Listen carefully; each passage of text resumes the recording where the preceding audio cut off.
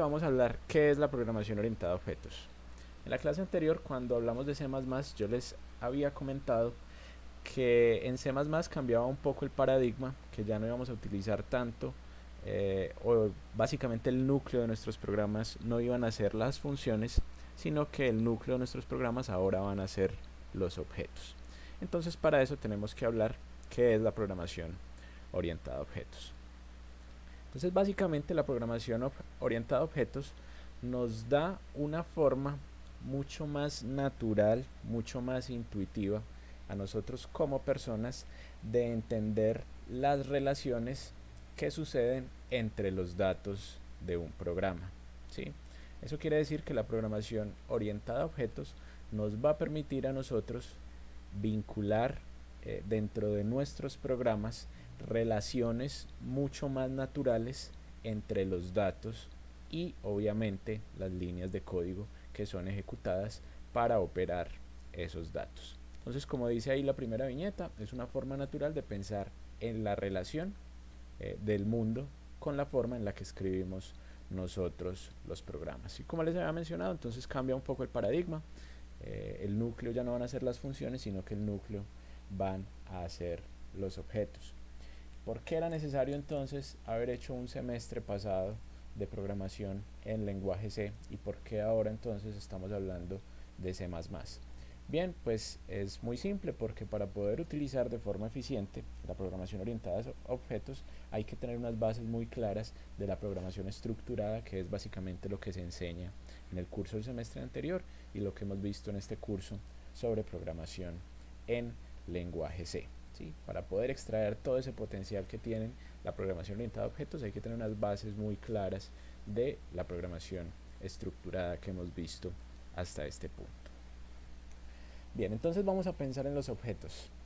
¿Qué son los objetos? Básicamente, pues un objeto es,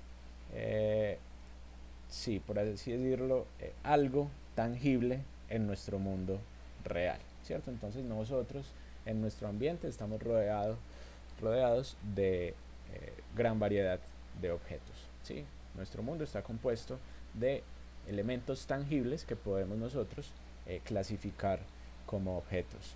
Y dentro de esos objetos existen algunos animados y otros inanimados. Y vamos a pensar en los objetos no simplemente como el concepto material de cosas, sino de cualquier elemento que encontramos en el mundo. Personas, animales, vehículos, edificaciones y demás. Todo eso hace parte de lo que podríamos considerar nosotros como objetos. Y pues más enfocado al tema de programación, pues obviamente nos vamos a encontrar con datos que hacen parte de ciertos objetos o de estructuras de datos que vamos a concebir nosotros de una forma mucho más natural. Y entonces los objetos tanto animados como inanimados tienen características que vamos a conocerlas como atributos de un objeto. Entonces las características, por ejemplo, si miran alrededor van a tener, yo que sé, un televisor. Ese televisor entonces tiene ciertas características y esas características entonces las vamos a conocer como atributos. ¿Cuáles serían las características del televisor? El tamaño, la resolución, el tipo de pantalla, bueno, etcétera. Esos son atributos de los objetos. Y además los objetos animados, ¿sí?, tienen diferentes acciones. Entonces, por ejemplo, el televisor, a pesar de que normalmente lo pensaría uno como una cosa inanimada, pues de hecho tiene muchas acciones que ejecuta. Por ejemplo, la proyección de audio, la proyección de video y muchas otras acciones que ejecuta lo hacen un objeto animado, y todas esas acciones que un objeto ejecuta las vamos a conocer como métodos, ¿sí? Entonces cualquier objeto animado tiene por lo general un conjunto de métodos que le permiten efectuar diferentes acciones. Y aún los objetos inanimados, por ejemplo, si consideramos un objeto como una silla, ¿sí?, que por lo general no tiene ninguna acción, en algunos casos, cuando estemos hablando de objetos inanimados en la programación, va a tener ciertos métodos que permiten modificar los atributos. Por ejemplo, si fuera posible que mi silla cambiara de color, entonces mi silla tendría un método que le permitiría cambiar el atributo de color de ella misma. Pero entonces inicialmente vamos a pensar como que los objetos que tienen métodos son aquellos que realizan acciones, objetos animados, ¿sí? Entonces tenemos ahí un par de conceptos claves: atributos, las características de los objetos, y los métodos, que son las acciones que realiza cada objeto. Cuando nosotros observamos objetos a nuestro alrededor, nosotros como humanos somos capaces de distinguir muy fácilmente cuáles son las categorías en las que podemos enmarcar los objetos. Entonces existen sillas de diferentes formas, de diferentes tamaños, pero que nosotros podemos a simple vista clasificarlas y entenderlas como sillas. Cuando miramos zapatos, también existen zapatos de diferentes colores, de diferentes formas, de diferentes tamaños, pero tenemos esa concepción de que corresponden a una categoría conocida, por ejemplo, como zapatos.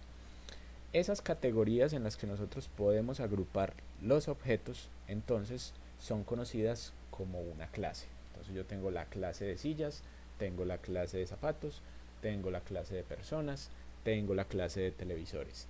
Dentro de esa clase van a existir objetos que, a pesar de que tengan diferentes características, pues pueden ser reconocidos a partir de su clase, ¿sí? Como les decía, a pesar de que tienen diferentes tamaños, diferentes colores, diferentes formas, yo las puedo reconocer, yo como persona las reconozco fácilmente y les puedo asignar una categoría, ¿sí? Entonces esa categoría la vamos a conocer como clases, y las clases son el núcleo de esta programación orientada a objetos. Y entonces la idea es que nosotros vamos a poder definir objetos a partir de las clases o de las categorías en las que se agrupan dichos objetos.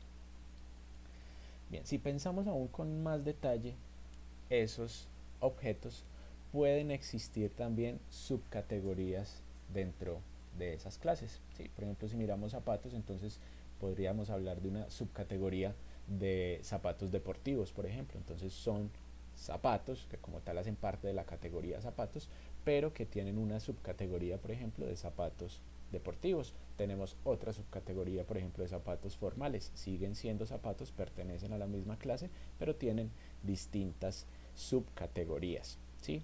Y entonces, por ser un zapato formal, pues de hecho no deja de ser un zapato y tiene las características de una clase general de zapatos, pero tiene características adicionales por ser, digamos, un zapato formal o un zapato deportivo, ¿sí? Es decir, que dependiendo de la subcategoría, un objeto puede tener aún más características que lo definen de forma mucho más particular, a pesar de pertenecer a una clase muy general en la que podemos nosotros categorizar. Y además de eso, los objetos pueden comunicarse entre sí.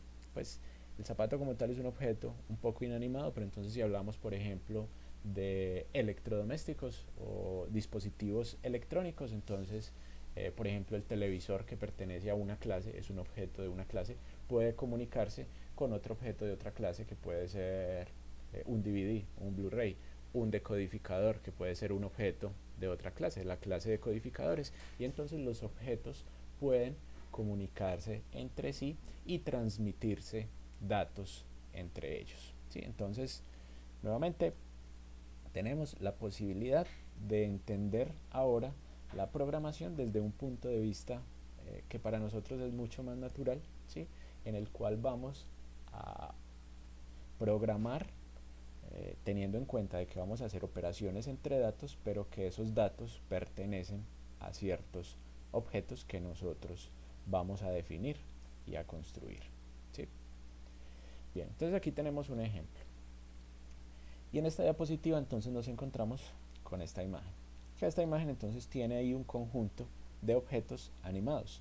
Nuevamente, no estamos hablando de objetos desde el punto de vista material de una cosa, sino simplemente un elemento de nuestro mundo, en el mundo en el que nosotros vivimos. Entonces allí tenemos una imagen que como tal corresponde a un conjunto de elementos, de objetos, a los cuales nosotros podríamos asignarle una clase.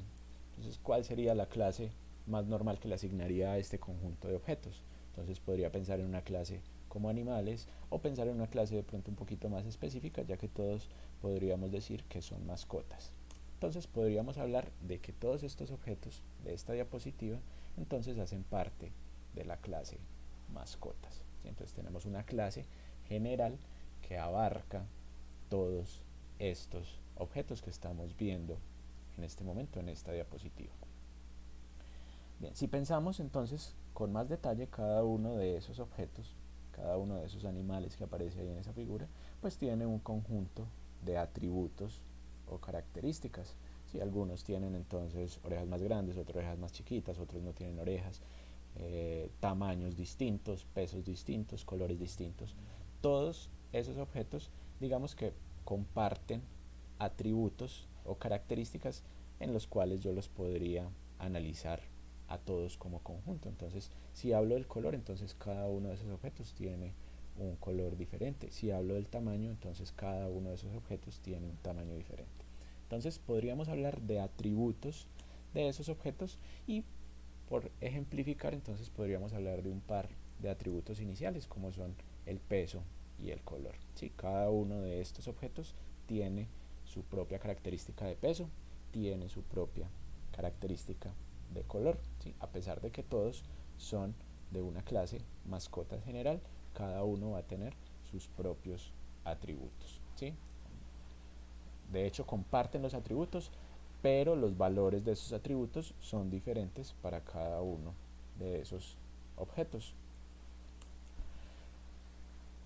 Si analizamos entonces aún con más detalle cada uno de esos objetos, todos estos animales de esta figura realizan ciertas acciones a lo largo de, por así decirlo, del día, ¿sí? Entonces, como son objetos animados, ellos hacen cosas, ¿sí? Realizan acciones.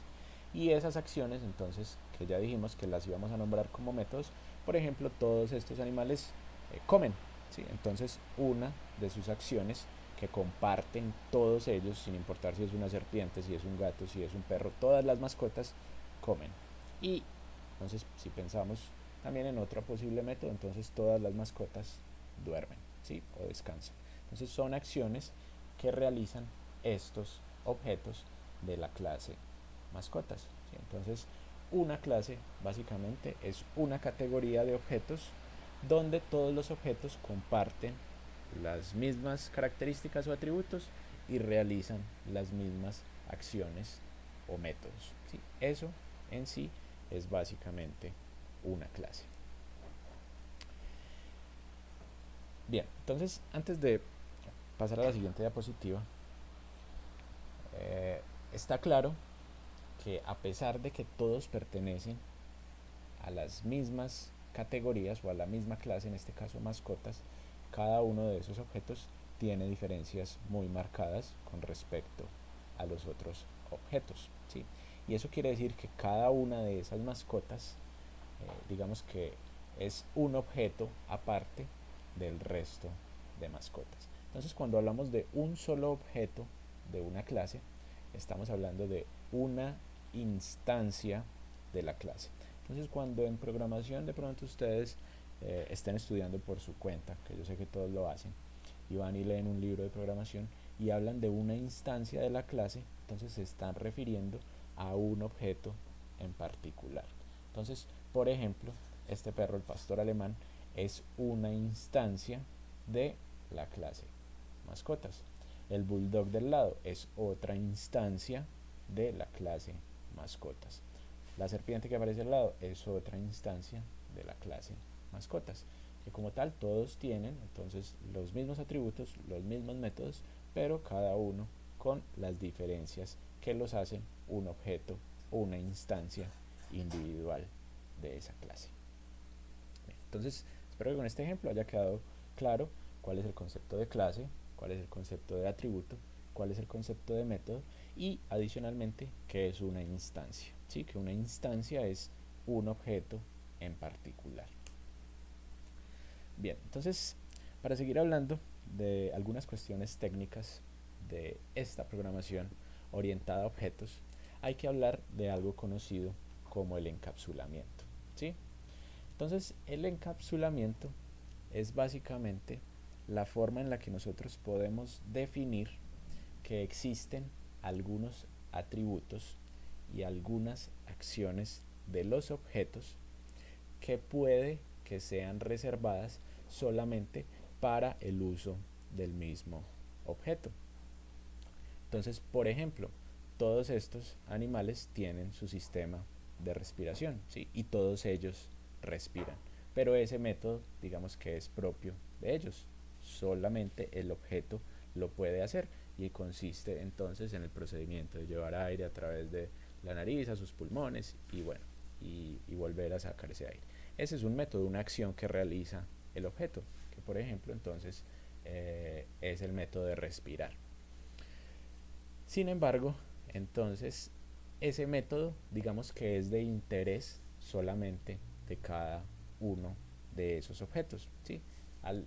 Digamos que al objeto de al lado no le interesa la forma en la que respira el objeto inmediatamente anterior. Entonces, existen métodos y atributos que solamente son de interés para el propio objeto, ¿sí? Y a pesar de que los objetos se comunican entre ellos, existen métodos que van a ser públicos para que otros objetos los puedan utilizar, y van a existir métodos y atributos privados que solamente van a ser utilizados o accedidos por el objeto al cual le pertenece, ¿sí? Por ejemplo, ejemplificando de otra forma, el objeto televisor del que estábamos hablando, entonces tiene un método que es proyectar video, y como tal, ese método que proyecta video en la pantalla, digamos que yo como otro objeto que estoy en contacto con ese objeto televisor, entonces puedo ver el video que se está proyectando, pero yo como tal, que soy un objeto que estoy viendo la información, los datos que está proyectando este otro objeto, digamos que no puedo meterme a ver el proceso en el cual ese objeto realiza esa proyección del video, ¿sí? Yo simplemente soy un observador de ese método que es propio de ese objeto. Entonces, aunque yo puedo ver esos datos que está proyectando el televisor, la forma o el método en el cual esos datos se proyectan, pues digamos que yo no puedo acceder a él. Sí, es un método que es privado de ese objeto y que él lo ejecuta o efectúa esa acción, ¿sí? Para poderse comunicar conmigo, pero que simplemente yo no puedo ver la forma en la que todo ese procedimiento sucede, ¿sí?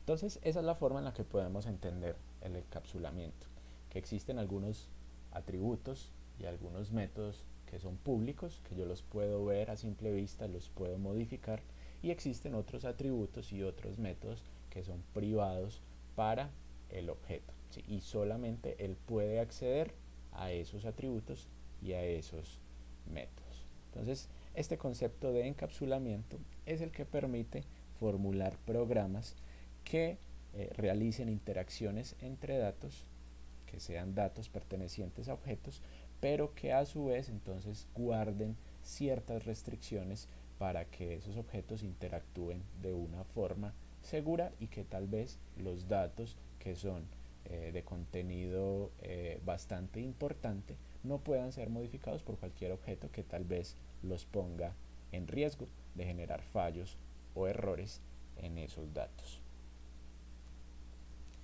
Bien, entonces el encapsulamiento lo podemos ver de esta forma. Entonces ahí en la figura, en el recuadro de la izquierda, aparece un objeto, la representación visual de un objeto. Y entonces en el círculo interno de ese objeto vemos una serie de formas geométricas que serían las variables o los atributos, las características de los que hemos hablado en los ejemplos anteriores, ¿sí? Y digamos que esas características se encuentran en ese círculo interno rodeado por otro círculo dividido en ciertas partes, ¿sí? Y cada una de esas partes van a ser los métodos, ¿sí? Entonces, la única forma de acceder a esos objetos a esos atributos que están en el círculo interno es a través de los mismos métodos del objeto, ¿sí? Entonces, el encapsulamiento básicamente nos permite proteger los datos los atributos del objeto, ¿sí?, de otros objetos que tal vez los quieran modificar, permitiendo solamente el acceso a esos datos, a esos atributos, a través de los métodos propios del objeto, ¿sí? Entonces la mayoría de atributos van a ser de tipo privado, porque me interesa mantener la estructura de mi objeto de forma consistente, y simplemente el objeto lo que provee son una serie de métodos que van a permitir que usted acceda a esos datos, a esos atributos, y en algunos casos que los pueda modificar. Entonces, por lo general, la mayoría de métodos de un objeto también son de tipo público. ¿Para qué? Para que los otros objetos que entran en comunicación con él, entonces puedan acceder a la información que se encuentra bien resguardada, que se encuentra encapsulada, y que solamente se va a permitir modificaciones bajo ciertas condiciones que ponga el objeto, ¿sí? Entonces los métodos son los que permiten establecer la comunicación entre los objetos, resguardando la privacidad de los datos, de las características, de esos atributos propios de cada objeto. Bien, entonces hasta ahí tenemos un concepto un poco abstracto. De hecho, cuando hablamos de programación orientada a objetos, entonces nosotros hablamos de algo conocido como abstracción. Y la abstracción es la capacidad que nosotros tenemos como seres humanos para definir un objeto precisamente en términos de sus características y de sus acciones, ¿sí? Entonces, la abstracción es el proceso que yo realizo cuando yo analizo un objeto y puedo definir ese objeto en términos de los atributos y los métodos que lo componen, ¿sí? Entonces, cuando nosotros estamos haciendo programación y estamos utilizando el paradigma de programación orientada a objeto, lo que vamos a hacer es abstracciones de datos, y vamos a pensar en la forma más conveniente y más eficiente en la que podemos definir un dato y obviamente proceder luego a utilizar sus atributos y sus métodos de una forma muy eficaz, ¿sí?, para que se realice el procedimiento para el que está definida el programa que estamos creando alrededor de ese objeto. Bien, entonces vamos a ver la forma en la que podemos hacer esa abstracción, esa definición de clases, y posteriormente la definición de instancias de los objetos. Bien, entonces en C++ tenemos definiciones de clases de forma muy sencilla, y es algo muy parecido a lo que hacíamos nosotros con la definición y declaración de estructuras, ¿sí? Entonces era indispensable que en ese entonces entendiéramos la forma en la que podíamos declarar y definir las estructuras y acceder posteriormente a los datos de una estructura. Entonces, en este caso, para ejemplificar, tenemos entonces aquí definida en la diapositiva una clase que tiene un nombre, ¿sí? Entonces, al igual que las estructuras, lo primero que yo hago para definir mi clase es poner la palabra reservada class, C-L-A-S-S, y ponerle un nombre a la clase, que es algo parecido a lo que hacíamos con estructuras, que nosotros poníamos la palabra reservada struct y poníamos un nombre con el cual íbamos a identificar nuestra estructura. Dentro de la clase, entonces abrimos llaves, ¿sí? Vamos a tener todos los atributos y todos los métodos. Si nuestros atributos y métodos son de tipo público, es decir, pueden ser accedidos por otros objetos, entonces van a ir con la etiqueta public, dos puntos, y entonces todo lo que se encuentre debajo de esa etiqueta pública entonces corresponde a atributos o métodos que van a ser precisamente de tipo público y que pueden ser accedidos fácilmente por otros objetos con los cuales se esté comunicando una instancia de mi clase. Y entonces, como pueden observar, los atributos van a ser simplemente variables, por así decirlo, que van entonces a contener algún dato de mi objeto, ¿sí? Entonces en este caso mi clase tiene un par de atributos, que uno es la edad como un entero y el otro es un nombre definido como un string, ¿sí? Entonces ahí tengo un par de atributos que nuevamente al encontrarse después de la etiqueta public, entonces consisten en atributos que van a ser públicos y que van a poder ser accedidos por otros objetos, ¿sí? Eso vamos a hablar un poquito más en detalle cuando estemos mirando el ejemplo codificado de esta definición de estas clases. Y tenemos también un método, ¿sí? Como tal, si analizamos esa línea que dice que es un método, como pueden observar, lo que estamos definiendo allí en ese método es una función, ¿sí? Es una función void que tampoco tiene datos de entrada y es una función que se llama mostrar info, ¿sí? Posiblemente es un método que permite entonces mostrar la información del objeto, ¿sí? Aquí inicialmente solamente está declarada como una posible función que corresponde entonces a un método de la clase, ¿sí? Los objetos, básicamente la definición de las clases que nosotros hagamos pueden tener cuantos atributos y cuantos métodos yo, que soy el que estoy programando, considere que son necesarios. Entonces ahí entra en juego lo de la abstracción, el entendimiento que yo tenga de un objeto para poder definir cuáles son todos sus atributos y todas sus métodos, ¿sí? Entonces aquí finalizaría la definición de esta clase, cerrando las llaves y poniendo un punto y coma. Entonces es una definición muy parecida a la de estructuras, simplemente que cuando definíamos estructuras solamente teníamos variables, en este caso tenemos atributos, pero también dentro de mi clase voy a tener funciones que corresponden entonces a los métodos de mi objeto. Bien, luego entonces, como les había dicho, la clase es una categoría muy general de objetos, ¿sí? Entonces, si analizamos con detalle este tipo de clase tan general, que simplemente tiene un nombre, una edad y un método de mostrar info, puede referirse a animales, puede referirse a personas, ¿sí? Puede definirse para una gran cantidad de objetos que podrían estar enmarcados dentro de esta clase. ¿Cuál es la idea de las clases? Que los nombres de las clases, como yo defina mi clase, pues obviamente sea mucho más informativo. Entonces, por ejemplo, esta clase podría fácilmente corresponder, yo qué sé, a una persona. Entonces, clase persona. ¿Qué atributos tiene una persona? Tiene un nombre, tiene una edad.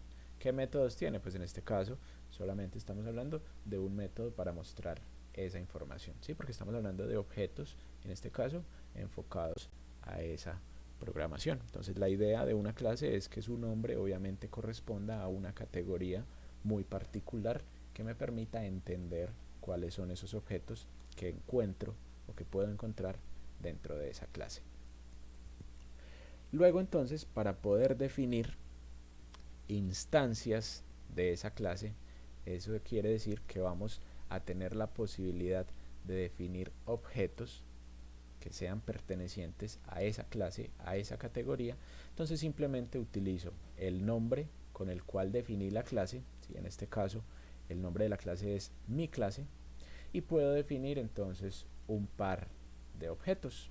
Entonces tengo uno como una variable que se llama objeto. Entonces ese indicador objeto sería una variable del tipo mi clase, y en este caso es de tipo estático, ¿sí? Es una variable, es decir, una instancia de la clase mi clase que se llama objeto, ¿sí? Y también puedo definir instancias de objetos como punteros. Entonces lo mismo que sucedía con las estructuras, pongo el nombre de la estructura y pongo las variables asociadas con esa estructura. Entonces aquí puedo tener una instancia de mi objeto definida como puntero. Entonces simplemente bastaría con poner el asterisco para definir qué es una instancia como puntero, ¿sí? Entonces esta es la forma en la que defino instancias u objetos de una clase. Después de tener mi clase definida, entonces yo tengo que generar variables de ese tipo de clase, ¿sí? Entonces las vamos a llamar instancias de la clase u objetos, ¿sí? Como ustedes lo prefieran entender. Después de tener entonces definido un objeto de una clase, entonces cada objeto obviamente va a tener todos los atributos y todos los métodos que yo definí en este caso de mi clase, ¿sí? ¿Y cómo accedo entonces a esos atributos o a esos métodos? Pues bien, si tenemos variables estáticas, en este caso como la variable que definimos previamente que se llama objeto, entonces simplemente si yo quiero acceder al atributo edad de ese objeto, entonces bueno, aquí el nombre es un poco redundante porque como pueden, si recuerdan de aquí, pues a mi variable le puse el nombre objeto. Entonces, bueno, si quiero acceder a la edad de mi objeto, entonces simplemente debería hacer uso de el acceso a datos de la misma forma que hacíamos con estructuras. Entonces, en este caso, objeto.edad me permite definir y en este caso modificar la edad de esa variable objeto. Para que lo tengan en cuenta, es posible modificarlo de esta forma tan sencilla debido a que todos los atributos que definimos son de tipo público, ¿sí? Cuando entremos un poco en más detalles de la construcción de clases, vamos a ver que para modificar los atributos que son privados necesitamos utilizar un método del objeto que nos permita precisamente modificar sus atributos, ¿sí? Lo que habíamos hablado previamente del encapsulamiento. En este caso de este ejemplo, pues no tenemos ningún atributo encapsulado, no hay ningún atributo que esté protegido o sea privado. Eso quiere decir que entonces podemos acceder a ellos de forma muy sencilla, ¿sí? En la segunda línea entonces tenemos la modificación del atributo nombre de mi variable objeto. Entonces, en este caso, como eso es un string, entonces para que se vayan familiarizando, las strings, las variables tipo string en C++, entonces pueden ser igualadas y concatenadas, como lo vimos en el ejemplo en la clase pasada que miramos programación en C++. Entonces en este caso puedo modificar el nombre de mi objeto simplemente igualando entre comillas el valor que quiero que tenga mi string, en este caso nombre. Y es exactamente lo mismo también para los métodos. Entonces ya vimos que el acceso utilizando punto me permite en este caso modificar esos atributos que son de tipo público. Ahora también entonces con ese mismo operador punto que utilizábamos en las estructuras para acceder a datos, en este caso también podemos acceder a los métodos o a las acciones de mi objeto. Entonces si quisiera utilizar el método mostrar info de mi objeto, bastaría simplemente con poner la variable punto y mostrar info. En este caso, como ese método estaba definido que no recibía ningún tipo de datos ni tampoco tenía retorno, entonces simplemente lo utilizo como una función la cual no recibe ningún dato de entrada. Y es exactamente lo mismo si mi instancia de mi clase es definida como puntero. Entonces ustedes saben que si mi variable está definida como puntero, el acceso ya no se hace a través de puntos, sino que se hace a través de guión mayor que, simbolizando una flecha de acceso, en este caso a los atributos y a los métodos de mi clase, ¿sí? Entonces aquí tengo en mi otra variable que fue definida como puntero, entonces también puedo modificar la información, en este caso que existe en esos atributos de mi objeto, ¿sí? Y también puedo utilizar el método, lo mismo, accediendo entonces a esa función o a ese método que quiero utilizar.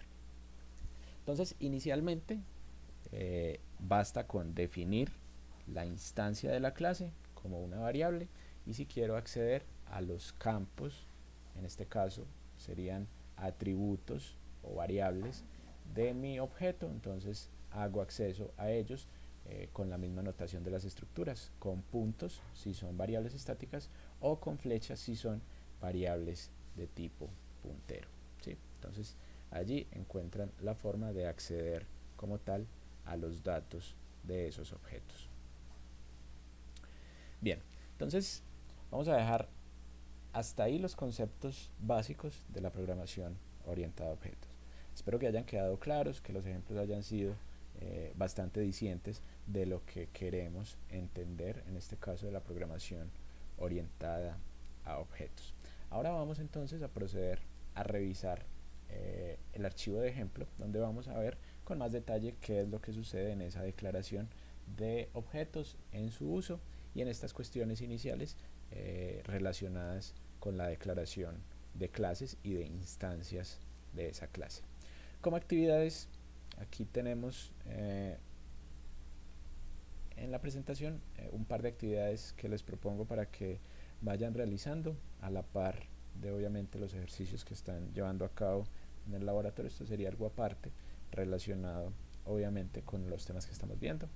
Bien, ¿cómo se definen clases y su relación con estructuras? Pues eso básicamente lo acabamos de ver. Es básicamente la forma en la que declaramos la clase, los métodos y cómo accedemos a esos métodos y a esos atributos utilizando básicamente la misma notación de estructuras. Entonces este primer punto pues obviamente digamos que ya está desarrollado.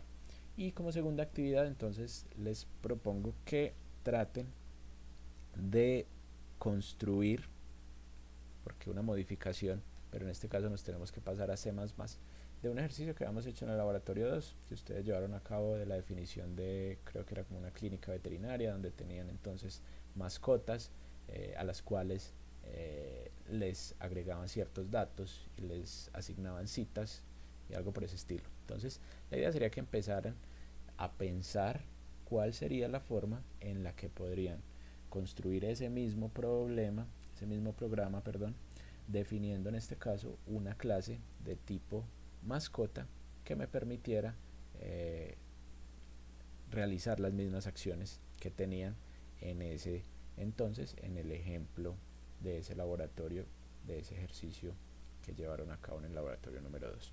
Entonces les planteo eso. Inicialmente sería simplemente que definieran la mascota, la clase, obviamente mascota, y que pusieran cuáles son los atributos que necesitarían y la definición de algunos métodos iniciales para que trabajemos con base en eso en las próximas clases que vamos a tener.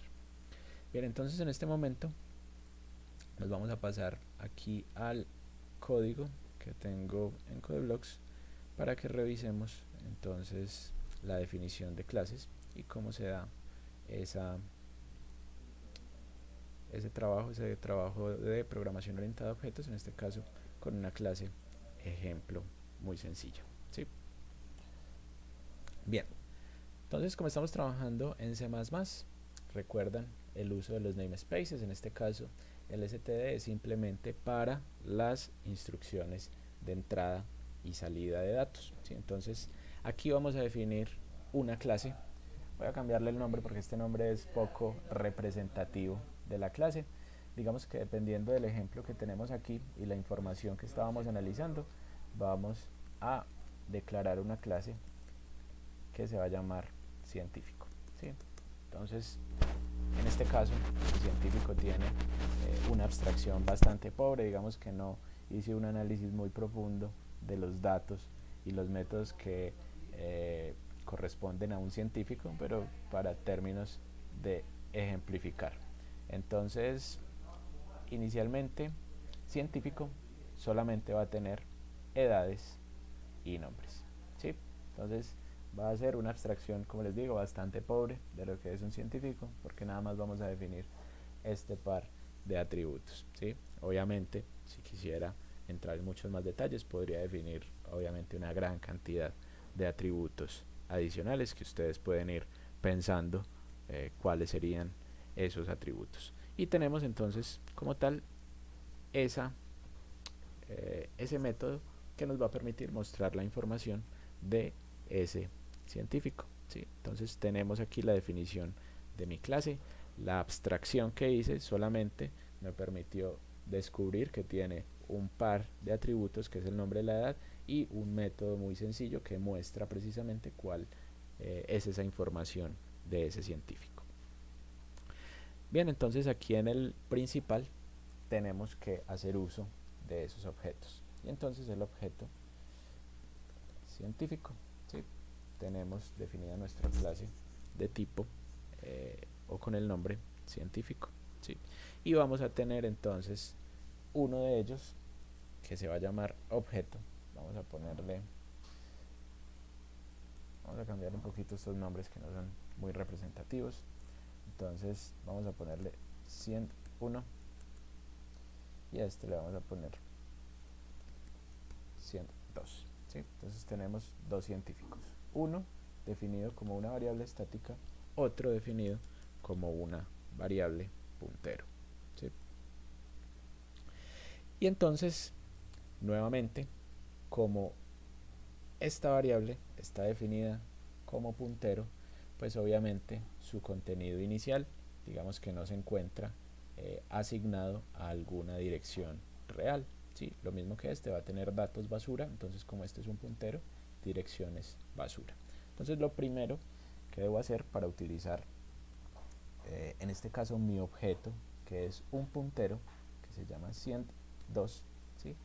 Va a ser entonces definir o hacer la reserva dinámica. Recuerden que el new es entonces la versión en C++ de lo que hacíamos con malloc. Entonces esta básicamente es la asignación dinámica de memoria, ¿sí? Donde aquí entonces voy a decir que científico 2 va a ser la reserva para un tamaño en memoria de tipo científico, ¿sí? Entonces estamos en este caso asignando al puntero con este comando new una dirección de memoria real que me alcance para guardar los datos definidos para un objeto de tipo científico, ¿sí? Asignación dinámica de memoria en este caso para el puntero que se llama 102. Bien, entonces si quiero asignar los datos, en este caso para mi primera instancia, que es el científico 1, entonces tengo que cambiar aquí todas estas variables que tenía definidas de forma no muy intuitiva. Entonces mi científico 1 va a tener una edad, que en este caso van a ser 50, va a tener un nombre y en este caso vamos a mostrar la información. Entonces cuando uno ve así de primerazo esta clase, pues obviamente piensa en los dos atributos que están definiendo el científico y en este caso el método que es mostrar info. Y obviamente este método, pues uno pensaría de forma muy intuitiva con la abstracción que yo hice en este caso tan pobre de un científico, entonces pensaría que este método entonces simplemente mostraría este par de datos que son la información de mi científico, ¿sí? Entonces ya vamos a ver en un momento cómo es que se definen los métodos, porque aquí está declarada como tal la función, ¿sí? Pero digamos que inicialmente, como ustedes pueden observar, solamente sería como el prototipo de la función. Su declaración y la definición posterior de lo que hace ese método o esta función, ¿sí? Pues obviamente va a estar luego en alguna parte, porque si no, este método así por sí solo, por su declaración del prototipo, pues obviamente no va a hacer nada inicialmente. Entonces, aquí tenemos, nuevamente les digo, como la edad y el nombre de mis científicos son atributos públicos, yo los puedo modificar fácilmente simplemente haciendo un acceso a esos datos. Cuando estemos hablando ya de objetos mucho mejor construidos, cuyos atributos sean privados, entonces vamos a hablar de otras formas en las que es necesario hacer esta asignación. Inicialmente de la forma más básica, como pusimos todo público, entonces yo lo puedo modificar desde cualquier parte de mi programa, ¿sí? Como es público, entonces, mejor dicho, puedo hacer fiesta con esos atributos en cualquier parte de mi programa, ¿sí? Luego, cuando definamos de forma mucho más seria los objetos y revisemos con mucho más detalle cuáles son las características de los atributos públicos y privados, pues vamos a darnos cuenta de que nuestros programas van a ser obviamente mucho mejor estructurados, mucho más ordenados a partir de definir estos atributos de forma privada y darles simplemente algunos métodos para la modificación de esos datos que no quiero que sean accedidos de forma tan fácil, ¿sí? Bien, pero entonces inicialmente tenemos aquí la definición de los atributos, en este caso de mi primer científico, y aquí estamos haciendo uso de ese método, que nuevamente, como les dije, ya está el prototipo, pero aún no hemos hecho básicamente la definición exacta de ese método. Y para mi segundo científico, que en este caso es de tipo puntero, que ya definimos la memoria, la asignación de memoria de ese objeto, entonces tenemos aquí de 102, entonces la asignación de la edad, tenemos aquí también para mi científico 2 la asignación del nombre, y tenemos para en este caso mi científico 2 entonces el método de mostrar.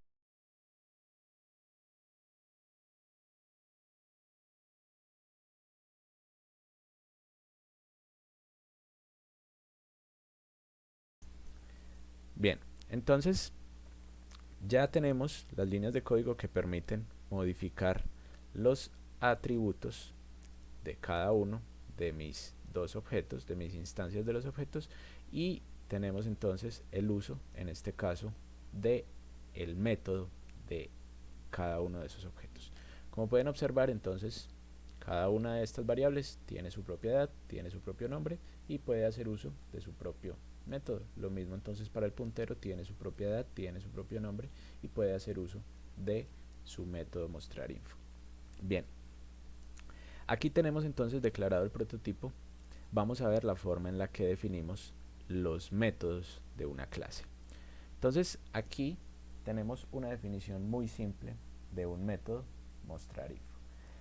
Hay que decirle, en este caso, a la definición de la clase, a qué clase pertenece. Como en mis programas yo puedo tener varias clases que representan varios objetos, entonces obviamente cuando voy a definir un método yo tengo que decir a qué clase pertenece. ¿Sí? En este caso nosotros le cambiamos el nombre a esta clase es ahora conocida como científico. Entonces este método mostrar info pertenece, ¿sí? Mi operador dos puntos doble, a la clase científico, porque posiblemente si tengo definida otra clase que también tiene un método mostrar info, pues se va a confundir el compilador a la hora de no saber cuál función corresponde a cuál clase. Entonces siempre tengo que poner el indicador de la clase con el operador de pertenencia para poder definir de forma correcta mis métodos. Entonces en este caso mostrar info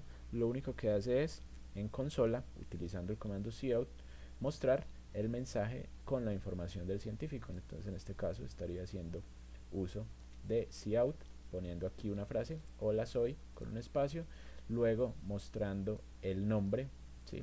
Como tal vean que en este caso no tengo variables de entrada, esta variable nombre pareciera que no está definida en ningún lado, sino que al pertenecer a esta clase científico, entonces esta variable nombre simplemente corresponde al nombre que yo había definido para mi clase. ¿Sí? Entonces, importante, cuando estoy definiendo los métodos que pertenecen a una clase de un objeto, entonces yo puedo utilizar sus atributos de forma muy simple, simplemente haciendo uso del nombre asociado con ese determinado atributo, ¿sí? Y entonces, aparte del nombre, muestro que mi edad es y muestro el atributo edad. Nuevamente, vean que edad no es una variable que está definida dentro de esta función ni nada por el estilo, simplemente está haciendo referencia al atributo edad de mi clase científico. Entonces aquí es donde tienen que tener en cuenta que como tal los métodos de un objeto pueden acceder libremente a los atributos de ese mismo objeto sin necesidad de hacer definiciones adicionales de variables ni nada por ese estilo. ¿Sí? Aquí estamos utilizando el nombre y la edad que son propias de esta clase científico. Y obviamente hay que tener en cuenta que cada instancia de científico tiene su propia edad. ¿Sí? En este caso científico 1 tiene una edad, en este caso científico 2 tiene otra edad, pero sigue siendo la variable edad de esta clase científico definida de forma mucho más general. ¿Sí? Entonces, si hacemos la compilación y la ejecución de este código muy simple, vamos a poder observar qué es lo que sucede cuando hago uso de esta definición de esta clase y de cada uno de esos métodos. Vamos a verla así inicialmente. Ahorita nos vamos a dar cuenta en una ejecución paso a paso qué es lo que sucede con cada uno de esos métodos, la forma en la que se usan y los atributos. Entonces, como pueden ver ahí en la consola, apareció la información de ambos científicos. Entonces, el primero, soy Albert Einstein y mi edad es 50, y el segundo, Nikola Tesla, y la edad es 55. ¿Sí? Como tal aparecen allí en la consola los dos objetos que estoy mostrando, en este caso que estoy definiendo y que estoy utilizando en este ejemplo. ¿Sí? Bien, vamos entonces a revisar una ejecución más detallada de este mismo código, que es muy sencillo. Simplemente estamos inicialmente declarando las clases, haciendo definición de instancias de esa clase y haciendo uso de algunos atributos y de un método, en este caso, que es mostrar info. ¿Sí? Entonces vamos a hacer la ejecución mucho más pausada, más detallada, para que ustedes vean qué es lo que ocurre en términos de la memoria en cada una de esas variables. ¿Sí? Y nos encontramos entonces con un breakpoint aquí en esta línea de código. Entonces voy a correr un poquito la consola para que no nos estorbe mucho. La consola la voy a poner por acá. Bien. Bueno, de hecho no lo necesitamos inicialmente. Entonces, como pueden observar aquí en las variables, el inspector de variables del modo debug, entonces están definidas mis dos variables. Científico 2, que como tal es un puntero. Nuevamente tenemos una dirección de memoria que ya fue asignada en esta línea número 15 con el comando que hacemos, la asignación dinámica de memoria. Y tenemos científico 1 como una variable estática donde nos encontramos entonces con la edad y con un string que es el nombre. ¿Sí? Que por aquí aparecen los datos, que como tal los datos del string inicialmente no se encuentran definidos. ¿Sí? En este caso mi objeto definido como puntero, pues si quiero analizar con más detalle esos datos, entonces tengo que hacer el acceso a esos datos aquí en la visualización. Entonces, por ejemplo, si quiero revisar la edad inicial de mi científico sin estar asignada, lo mismo del científico 2, que es un puntero. Si queremos ver el nombre, pues que obviamente sería entonces un objeto de tipo string, y aquí tenemos los datos. ¿Sí? Bien, entonces ahí tenemos la información de nuestras variables, inicialmente basura, porque son objetos que recién fueron declarados y no tienen asignados como tal ningún dato en su interior. Entonces, una vez hago yo uso de este atributo de mi objeto científico 1, entonces voy a hacer la asignación de su edad, en este caso 50. Hago aquí la asignación del string, nuevamente, por ser una variable de tipo string, el nombre puede ser asignado de esta forma tan fácil. ¿Sí? Si aquí no lo hubiera definido como string, sino que fuera, por ejemplo, un arreglo de caracteres, pues entonces tendría que utilizar tal vez strcpy para poder asignar como tal la cadena a ese nombre. Pero en este caso, como tenemos variable tipo string, entonces podemos hacer asignación muy sencilla, en este caso del nombre. Entonces aquí se ejecuta y aquí en mi atributo de nombre ya aparece el dato que acabé de asignar. ¿Sí? Y bien, entonces cuando accedemos a mostrar info, voy a hacer un acceso a esa función. Me encuentro aquí dentro de esta función. Miren que en este momento variables locales, entonces bueno, aquí estoy accediendo a variables que no existen en este momento, ¿sí? Porque estoy aquí en el mundo de esta función. Y entonces si miramos aquí en el mundo de esta función, puedo preguntar por la edad y puedo preguntar por el nombre, ¿sí? Que como tal son propios, en este caso, de esta función, que fue llamada desde esta línea con científico 1. Eso quiere decir que el dato de edad corresponde al dato del científico 1 y obviamente el nombre va a corresponder al dato del científico 1. ¿Sí? Bien, entonces mi función se encarga simplemente de mostrar la línea con la construcción del nombre y la edad, que es lo que vemos en consola. Entonces si mostramos la consola, ahí se está viendo cuál fue el resultado de ejecutar ese método de mostrar info. ¿Sí? Bien, si seguimos entonces con la ejecución de nuestro código, entonces ya nos vamos a analizar en este caso científico 2. ¿Sí? En este caso entonces vamos a hacer la asignación de la edad que va a aparecer aquí en esta variable científico 2 edad, que aparece aquí en la parte izquierda. Entonces se asignan los 55. Nuevamente puedo asignar de esta forma tan fácil la cadena porque es una variable de tipo string, para que lo tengan presente, y se asigna entonces como tal ese dato a el string, ¿sí? Nikola Tesla. Y vamos a entrar nuevamente aquí en la función. Miren que a pesar de que es la misma función, ¿sí? Estoy trabajando con datos diferentes.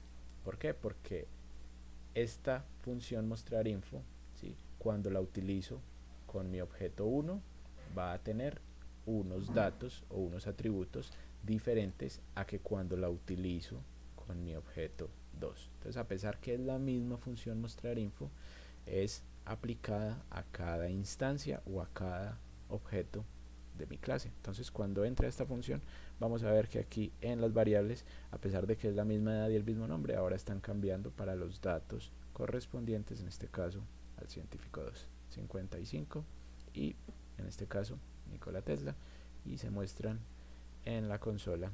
Podemos observar lo que sucedió, que fue que mostró utilizando la misma función, el mismo método, pero en este caso que corresponde a otro objeto, ¿sí? Y luego de eso ya finaliza nuestro programa, ¿sí?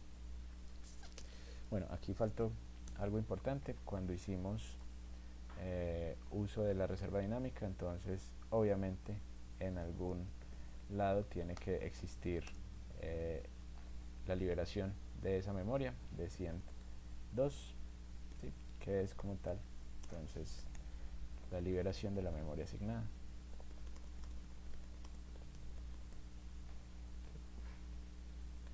Y listo. Entonces este ejemplo muy sencillo que nos permite ver la forma en la que podemos definir clases, en este caso nuestros métodos, nuestros atributos, inicialmente todos son públicos, ¿sí? Por ese motivo, porque son públicos, yo los puedo modificar de forma muy fácil.